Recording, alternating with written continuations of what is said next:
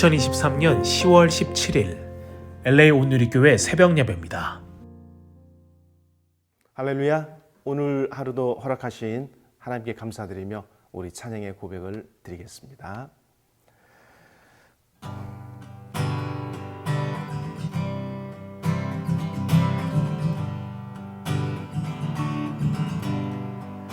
내 영혼이 은총 입어 중한 죄짐 벗고 보니 슬픔 많은 이 세상도 천국으로 화도다. 할렐루야 찬양하세. 내 모든 죄 사함받고 주 예수와 동행하니 그 어디나 하늘나라 높은 산이 거친 들이 조막이나 궁궐이나 내 주 예수 모신 곳이 그 어디나 하늘나라. 할렐루야 찬양하세. 내 모든 죄 사함받고 주 예수와 동행하니 그 어디나 하늘나라. 주 예수와 동행하니 그 어디나 하늘나라. 아멘. 오늘 말씀은 에베소서 1장 15절부터 23절까지입니다.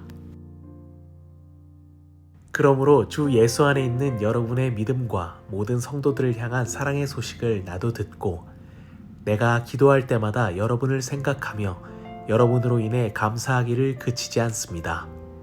우리 주 예수 그리스도의 하나님, 영광의 아버지께서 여러분에게 지혜와 계시의 영을 주셔서 하나님을 알게 하시기를 기도합니다. 그가 여러분의 마음 눈을 밝게 하셔서 하나님의 부르심의 소망이 무엇이며 성도 가운데 있는 하나님의 유업의 영광의 풍성함이 무엇이며 하나님의 힘의 능력의 역사하심을 따라 믿는 우리를 위해 베푸신 하나님의 지극히 크신 권능이 어떠한지 여러분으로 하여금 알게 하시기를 기도합니다. 하나님께서는 그리스도 안에서 그 권능을 행하셔서 그리스도를 죽은 사람들 가운데서 살리셨고 하늘에 있는 그분 오른편에 앉히셔서 모든 권력과 권세와 권능과 주권과 이 세대뿐 아니라 오는 세대에서 일컫는 모든 이름들보다 뛰어나게 하셨습니다. 그리고 하나님께서는 만물을 그리스도의 발 아래 복종하게 하시고 그리스도를 만물 위에 교회의 머리로 삼으셨습니다. 교회는 그리스도의 몸이요 만물 안에서 만물을 충만하게 하시는 분의 충만입니다. 할렐루야. 10월 17일 화요일 아침입니다. 오늘도 하나님의 은혜를 구하며 하루를 시작하시는 여러분에게 하나님의 놀라우신 복이 함께 하시기를 예수님 이름으로 축복합니다. 오늘은 에베소 1장 두 번째 부분으로 하나님 말씀 영적 성장을 바라며 기도합시다 라는 제목으로 말씀을 전합니다. 자, 에베소서에서 바울은 기도문을 두 번 보여줍니다. 첫 번째는 오늘 본문인 1장 15절부터 23절이고 두 번째는 3장 14절로 21절까지입니다. 자, 어제 우리가 살폈던 것처럼 바울의 찬양도 그러했듯이 오늘 나온 이 본문은 하나의 기도문입니다. 하나의 긴 문장이지요. 마침표가 한 번밖에 쓰이지 않습니다. 자, 이 모든 내용을 한 호흡에 담아서 기도했다는 것은 그만큼 사도 바울이 진실한 기도를 했고 간절함이 있다는 것을 우리에게 보여줍니다. 여러분, 진정한 사랑은 한 영혼을 위한 간절한 기도로 증명되지 않습니까? 기도에서 이름이 언급되고 그 이름으로 인해 하나님께 감사한 마음이 표현되면서 그들이 하나님 안에서 누리는 구원의 역사가 얼마나 강력한 것인지 또 풍성한 것인지 가슴 깊이 깨닫는 은혜가 있습니다. 오늘도 바울이 에베소 교회 교인들을 위해 구하는 것을 통해서 함께 은혜를 누리고 또 저와 여러분도 바울처럼 기도할 수 있기를 예수님 이름으로 축복합니다. 자, 첫 번째로 바울은 감사로 기도를 시작합니다. 15절 16절 같이 읽습니다. 시작. 그러므로 주 예수 안에 있는 여러분의 믿음과 모든 성도들을 향한 사랑의 소식을 나도 듣고 내가 기도할 때마다 여러분을 생각하며 여러분으로 인해 감사하기를 그치지 않습니다. 아멘. 자, 바울이 감사로 기도를 시작하는 것은 에베소서에서뿐만이 아닙니다. 바울은 늘 하나님께 감사로 기도를 시작합니다. 자, 이처럼 우리도 하나님께 찬양하며 감사하는 고백으로 하나님 앞에 선다면 우리의 삶에 결여된 부분들, 불편한 것, 불평들이 먼저 보이기보다는 오히려 하나님의 장엄하심과 하나님의 영화로우심이 눈에 먼저 띄지 않겠습니까? 여러분, 우리는 언어로 긍정과 부정을 선택하게 되어 있습니다. 부정적인 표현을 쓰면 우리의 감정도 부정적으로 흐르게 되어 있습니다. 그러나 긍정적인 표현을 쓰면 우리 마음이 가능성을 가지고 긍정적으로 움직이게 되어 있지요. 만약에 우리의 기도가 감사로 시작하지 않고 처음부터 끝까지 요청으로만 가득하다라고 한번 생각해 보십시오. 그러면 감사는 더더욱 고갈될 것이고 찬송과 기도 또한 고갈되고 말 것입니다. 자, 여러분, 바울이 이렇게 감사로 기도를 시작할 수 있는 이유는 자신의 형편이 좋아서가 아니었습니다. 바울은 에베소 교회에 대해서 믿음과 사랑의 소식을 들었기 때문입니다. 이 믿음과 사랑이라는 단어가 중요한데요, 믿음은 그리스도 안에 있는 단어입니다. 우리가 믿는다라고 할 때 대상이 분명해야 되죠. 그리스도인들의 믿음의 대상은 그리스도이십니다. 또한 사랑은 어떻습니까? 사랑은 혼자 할 수 없는 것이죠. 사랑은 대상이 필요한데 바로 하나님과 사람입니다. 특별히 여기에서 믿음과 사랑이라고 할 때 사랑은 성도들을 향해 열려 있는 것입니다. 그런데 재미난 것은 믿음과 사랑이 서로 상보적, 서로가 도와주고 있다는 것입니다. 온전한 믿음은 실천적인 사랑으로 입증되게 되지요. 또한 성숙한 사랑은 믿음에 근거할 때 가능한 것입니다. 믿음과 사랑이 따로 떨어지면 서로가 영향력을 발휘할 수가 없는 것이죠. 에베소 교회 교인들은 바울이 전해준 복음을 마음에 영접하고 그리스도를 향한 그들의 온전한 믿음이 커지기 시작합니다.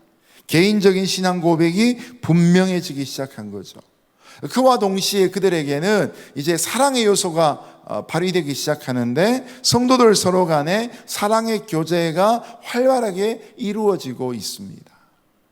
하나님을 향해서는 믿음이, 사람들을 향해서는 사랑이 온전히 이루어질 때 여러분, 이 모습은 당연히 보기 좋은 교회의, 건강한 교회의 모습이 되지 않겠습니까?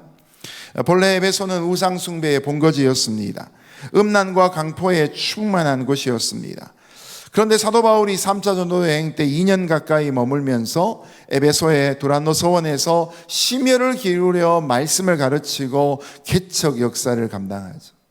동족인 유대인들의 방해에도 불구하고 바울은 에베소에서 밤낮으로 양떼들에게 겸손과 눈물로 하나님께 대한 회개로 예수 그리스도에 대한 믿음을 증거함으로 그들을 섬겼습니다.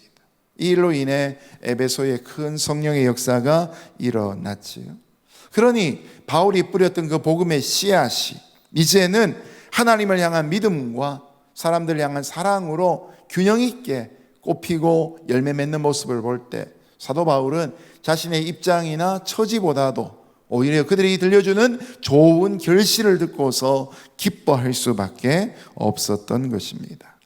그리고 바울은 이런 애정의 근거에서 그들이 더욱더 주님 안에서 성장하기를 갈망하는 소원을 고백하고 있습니다. 여러분, 주변에 사랑하는 분이 계십니까?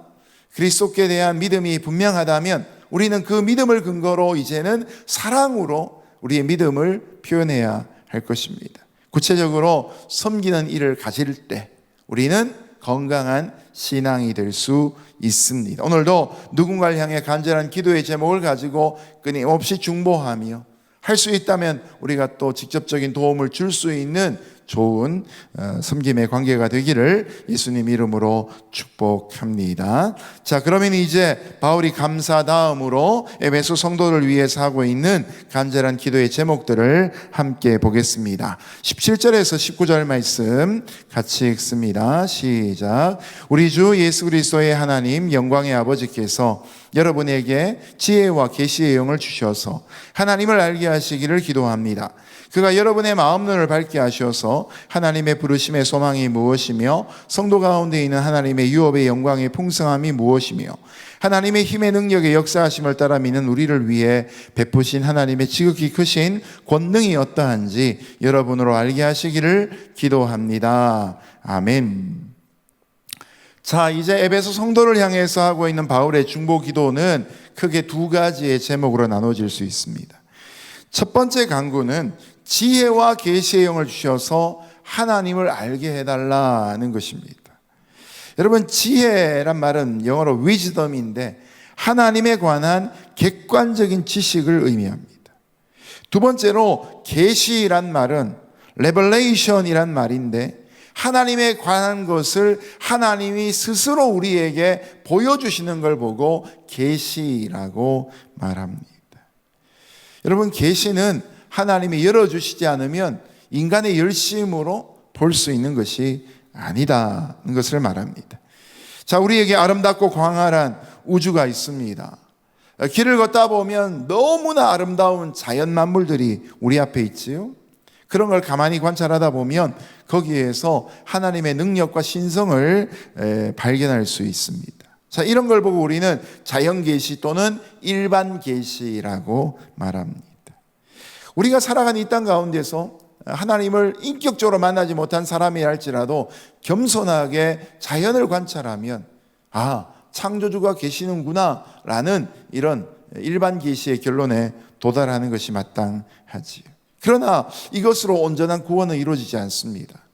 우리가 이 온전한 구원을 이루기 위해서는 또 우리에게 그 온전한 구원이 역사하기 위해서 필요한 것은 이 일반 계시 다음으로 하나님과 우리 사이의 직접적인 인격적인 관계성이 열리는 것이죠. 이렇게 하나님을 알 수 있는 가장 정확한 길은 바로 말씀을 통하는 길입니다. 여러분, 디모데후서 3장 16절에 모든 성경은 하나님의 감동으로 된 것으로 라고 말씀하는 것처럼 하나님이 감동하셔서 성령님이 감동하셔서 기록하게 하신 그 모든 성경을 통해서 하나님은 하나님이 누구이신지 우리에게 직접 계시해 주신 것입니다. 이것을 우리는 특별 계시라고 부릅니다.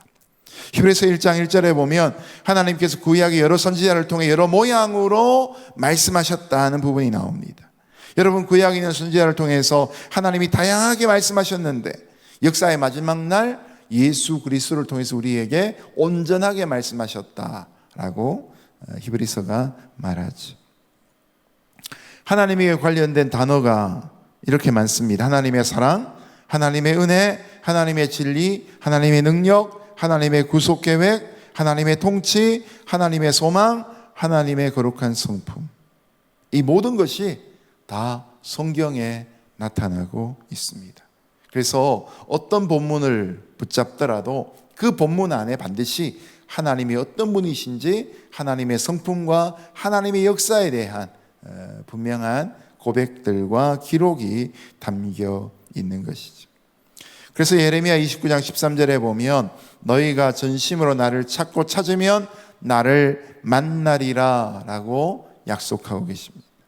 일반 은총을 통해 마음의 문을 열고 창조주의 존재에 대해서 믿기 시작하면서 특별히 성경의 말씀을 통해서 하나님이 어떤 분이신지 직접 체험한 일들이 있을 때 성령의 감동과 임재 속에서 우리의 마음에 하나님을 눈으로만 보는 것이 아니라 귀로만 듣는 것이 아니라 눈으로 보게 되고 주목하게 되고 손으로 만지는 단계까지 나아갈 수 있지요. 여러분, 그런 의미에서 지혜와 계시의 영은 우리가 믿는 삼위일체 하나님 중에서 성령 하나님을 의미합니다. 성도들이 바로 이런 영광의 아버지, 구원을 가능케 하게 하시는 이런 그 하나님과의 인격적인 관계가 이루어지는 것, 이것이 바로 에베소 교회를 향한 사도 바울의 기도의 첫 번째 내용이었죠. 자, 두 번째 간구는 그들의 마음 눈을 밝게 해달라는 것입니다.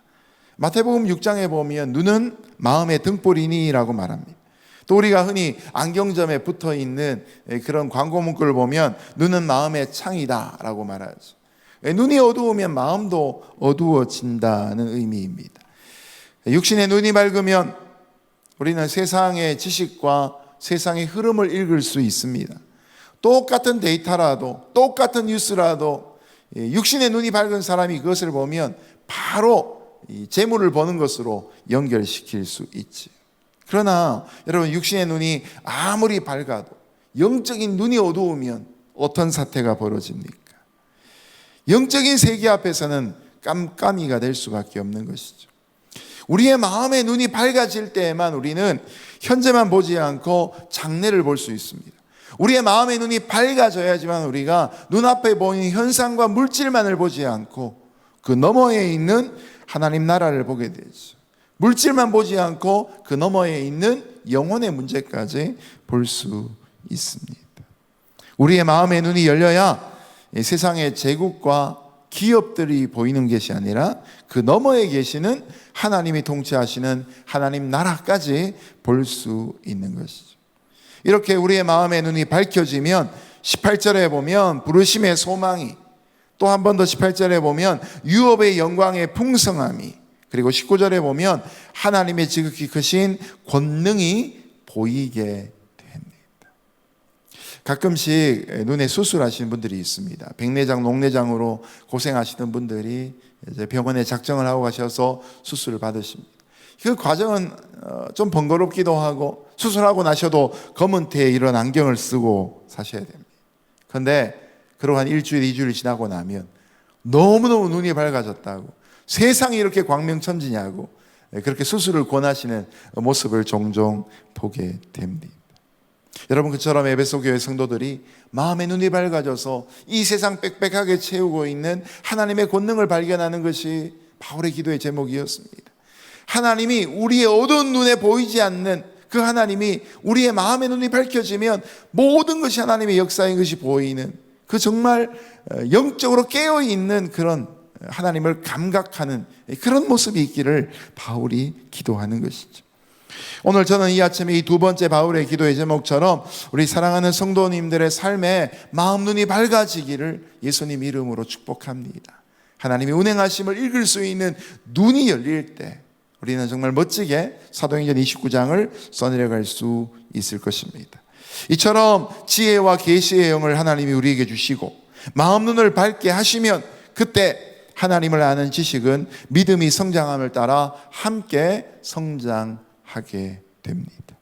하나님을 깊이 알아갈 수 있도록 사랑과 은혜가 더욱 풍성해지고 능력 있고 신실한 하나님의 종들이 되시기를 예수님 이름으로 축복합니다. 마지막 20절에서 23절 같이 읽습니다. 시작.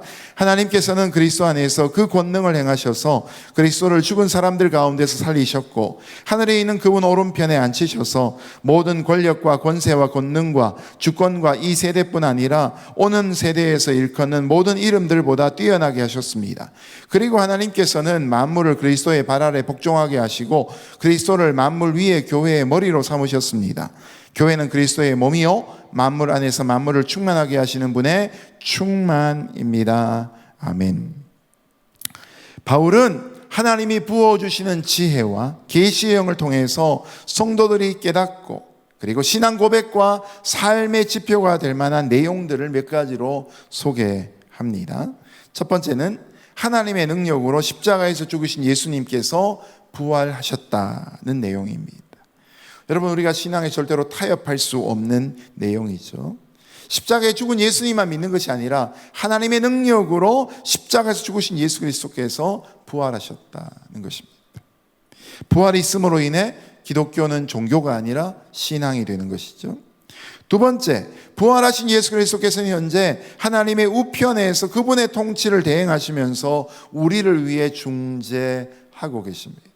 부활하신 예수님이 이 땅에서 제자들과 함께 40일을 지내시고 제자들이 보는 앞에서 하늘로 올라가셨죠. 이것을 우리는 승천이라고 표현합니다.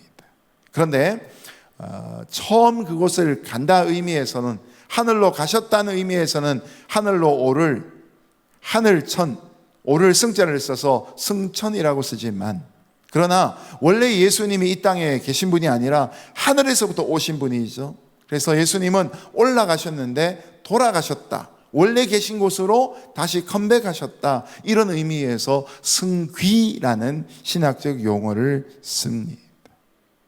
여러분, 그 자리에 앉아 계신 예수님은 온 우주의 최고 권력자로서 세계의 모든 현실 권력뿐만 아니라 우리가 감각으로 다 알지 못하는 영의 세계까지도 다스리시는 분이십니다. 세계에 있는 모든 세력과 모든 영향력과 모든 파워가 다 그리스도의 휘하에 있다는 사실을 바울은 말하고 있는 것이죠.